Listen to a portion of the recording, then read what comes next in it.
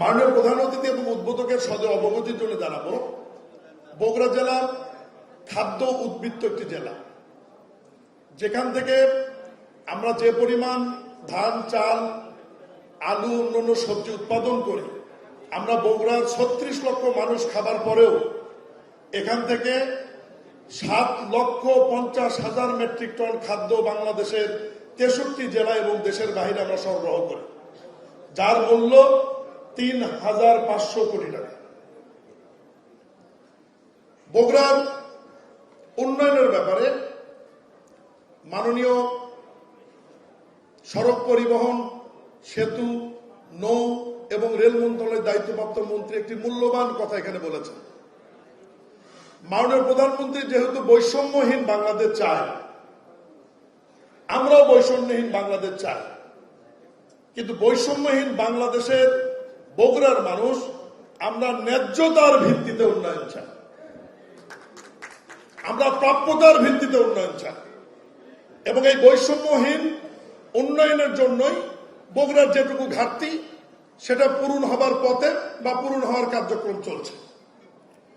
বগুড়ার ব্যবসায়ীদের জন্য অনেক ভালো ভালো সুখবর রয়েছে। বগুড়া আন্তর্জাতিক মানের বিমানবন্দরটি চালু হলে কার্গো ফ্যাসিলিটি থাকবে, এখান থেকে সরাসরি কার্গো ফ্যাসিলিটি কন্টেনারের মাধ্যমে দেশের বিভিন্ন জায়গায় আপনার লাইটিং ইঞ্জিনিয়ারিং বলেন বা কৃষি খাদ্য বলেন, আপনারা রপ্তানি করতে পারবেন। বগুড়ার মানুষের জন্য সুখবর, রেল যোগাযোগ একটি গুরুত্বপূর্ণ বিষয়, যেটি অধিগ্রহণ সমাপ্ত। আগামী নভেম্বর-ডিসেম্বর নাগাদ ইনশাআল্লাহ মাননীয় প্রধানমন্ত্রী সিরাজগঞ্জ থেকে বগুড়া পর্যন্ত ডবল গেজের যে রেল যোগাযোগটি, এটি উনি ভিত্তিপ্রস্তর স্থাপন করবেন ইনশাআল্লাহ। এবং বগুড়া রেল স্টেশনে আমাদের একটি কন্টেনারের ডিপো হবে এবং যেখান থেকে বগুড়ার মানুষ সরাসরি রেলের মাধ্যমে কন্টেনার মংলা এবং চট্টগ্রাম স্থলবন্দরে নৌবন্দরে আপনারা পাঠিয়ে দিতে পারবেন। আজকে বগুড়ার এই দিনটি ঐতিহাসিক আমি এই কারণেই বলবো, আপনারা সবাই জানেন, তারপরেও আমি বলছি, বাংলাদেশে মোট 46টি মন্ত্রণালয় বা বিভাগ রয়েছে। আজকে যে 3 জন মন্ত্রী আমরা এখানে মঞ্চে উপস্থিত রয়েছি, আমরা এই 3 জন মিলে 9টি মন্ত্রণালয় বা বিভাগের নেতৃত্ব দিই। মানে 46টি মন্ত্রণালয়ের মধ্যে 9 মন্ত্রণালয় নিয়ে আজকে কিন্তু আপনারা এখানে বসে আছেন।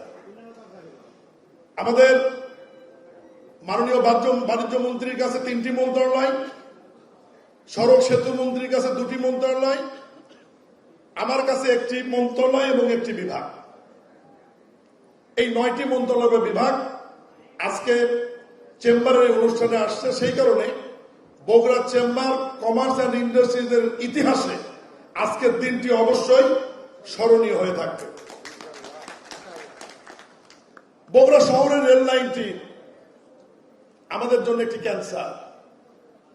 এই রেল লাইনের ব্যাপারে মাননীয় প্রধানমন্ত্রী অনুশাসন জারি করেছেন এবং রেল লাইনের ওপর দিয়ে একটি ওভারপাস হবে, এ ব্যাপারে সড়ক বিভাগ কাজ করছে এবং খুব দ্রুত সময়ের মধ্যে ডিজাইন এবং টেন্ডারে আসলে আপনার বগুড়ার ওভারপাসের মাধ্যমে বগুড়ার বুক ছেড়ে যাওয়া রেল লাইনের সমস্যার সমাধান হবে ইনশাআল্লাহ।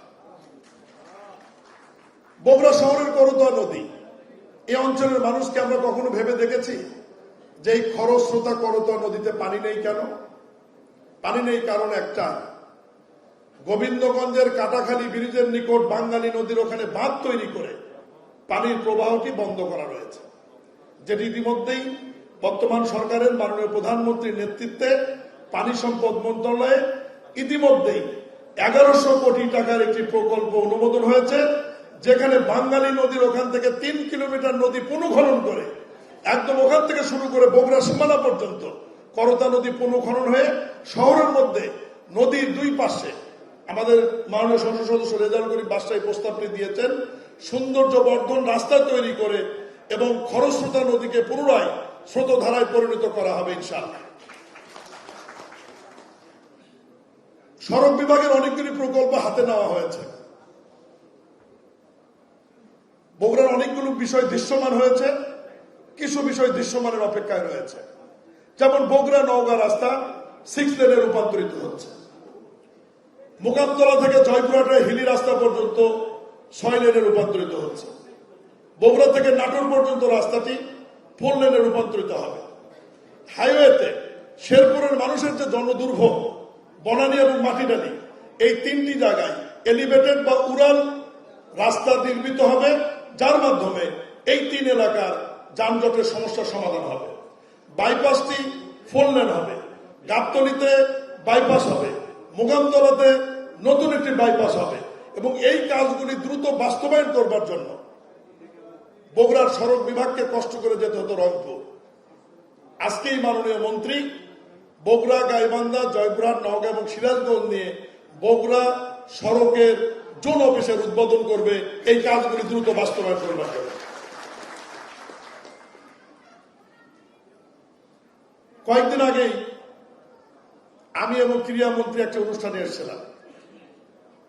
সেখান থেকে মাননীয় যুব ক্রীড়া প্রতিমন্ত্রীর নেতৃত্বে আমরা বগুড়া 3 মাথায় পানি উন্নয়ন বোর্ডের একটি পরিত্যক্ত জায়গা ভিজিট করেছি এবং সেখানে ক্রীড়া গ্রাম বা ইংরেজিতে স্পোর্টস ভিলেজ নির্মিত হতে যাচ্ছে 7 একর জায়গার উপর, যেখানে আন্তর্জাতিক মানের ফুটবল স্টেডিয়াম থেকে শুরু করে সুইমিং থেকে শুরু করে মিনিমাম 8 থেকে 10টি ইভেন্টের খেলার প্রয়োজনীয় অবকাঠামো নির্মাণ হবে বগুড়ার 3 মাথায় স্পোর্টস ভিলেজে, যার কাজ দ্রুত সময়ের মধ্যে শুরু হবে ইনশাআল্লাহ।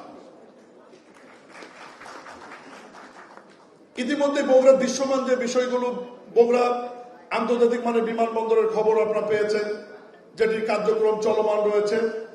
কমপক্ষে আগামী জানুয়ারি মাসে এই বগুড়া বিমানবন্দর থেকে যেন আন্তর্জাতিক সম্ভব না হলেও অভ্যন্তরীণ বিমান চালু হয়, সে ব্যাপারে বিমান মন্ত্রণালয় দ্রুত কার্যকরী ব্যবস্থা নিচ্ছে ইনশাআল্লাহ।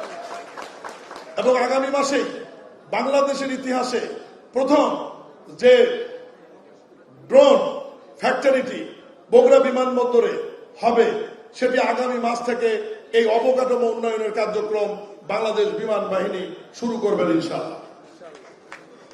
বগুড়া বিশ্ববিদ্যালয় আইন পাশ হয়েছে, আপনারা জানেন। স্থানের বিষয়ে আমরা পরিষ্কার করেছি বগুড়ার 7 এমপি। বগুড়া সিটি কর্পোরেশন হয়ে গেছে, বগুড়া ওয়াসা অনুমোদন হয়েছে, বগুড়া উন্নয়ন কর্তৃপক্ষ মন্ত্রী পরিষদে নীতিগত অনুমোদন হয়েছে, আইনের অপেক্ষায় আছে। এগুলো কিন্তু একটু বগুড়ার জন্য বেশি উন্নয়ন না। বৈষম্যহীন বাংলাদেশে ন্যায্যতার ভিত্তিতে বগুড়ার যা প্রাপ্য সেই কাজগুলি বগুড়া হচ্ছে, আমরা অতিরিক্ত কিছু দিচ্ছি না। এই বগুড়া সেই বগুড়া যে বগুড়া বাংলাদেশের মধ্যে প্রথম কটন স্পিনিং মিল ভান্ডারীদের ঐতিহাসিক শিল্প ছিল। এখানে জানেসাবা শিল্প গোষ্ঠী, জানেসাবা সাবানের নাম সারা বাংলাদেশ থেকে সারা পৃথিবীতে সুনাম কুড়িয়েছিল। বাংলাদেশে যখন সিরামিক শিল্পের কথা চিন্তাই করেনি, সেই সময় বগুড়াতে তাজমা সিরামিক আমাদের সিরামিক শিল্পের প্রসার ঘটিয়েছিল। যে সময় হেভি মেটাল, বড় ধরনের মেটাল ইন্ডাস্ট্রি করার স্বপ্ন চিটাগংয়ের লোক দেখেনি, সেই সময় বগুড়াতে জাইন্ট মেটাল ইন্ডাস্ট্রি তৈরি হয়েছিল। এটা হচ্ছে সেই বগুড়া। চামড়ার ট্যানারি এবং লাইটিং ইঞ্জিনিয়ারিং সহ বড় একজন শিল্প উদ্যোক্তা, আমার পরম শ্রদ্ধেয় এবং সবচাইতে পার্লামেন্টের সিনিয়র পার্লামেন্টেরিয়ান গোলাম মোহাম্মদ সিরাজ এসআর গ্রুপের মালিক আমাদের মঞ্চে বসে আছে, তার জন্য একটা হাততালি দেওয়া উচিত আমাদের সবাই। প্রিয় ব্যবসায়ী ভাইরা, আমি গোলাম মোহাম্মদ সিরাজ এমপি মহোদয়ের সঙ্গে এই মঞ্চে বসে আছে 2 জন নীতি নির্ধারক সরকারের, যারা সরকারের ক্রয় কমিটির সদস্য, অনেক গুরুত্বপূর্ণ কমিটিতে মাননীয় বাণিজ্য মন্ত্রী এবং সড়ক ও পরিবহন মন্ত্রী থাকেন। অনুরোধ করব ব্যবসায়ীরা, আমি নিজেও একজন ব্যবসায়ী ছিলাম, এখন কনফ্লিক্ট অফ ইন্টারেস্টের কারণে আমাকে সব ছেড়ে দিতে হয়েছে। ব্যবসায়ীরা কখনোই 13%, 14% মুনাফা সুদ দিয়ে ঋণের টাকা শোধ করতে পারবে না।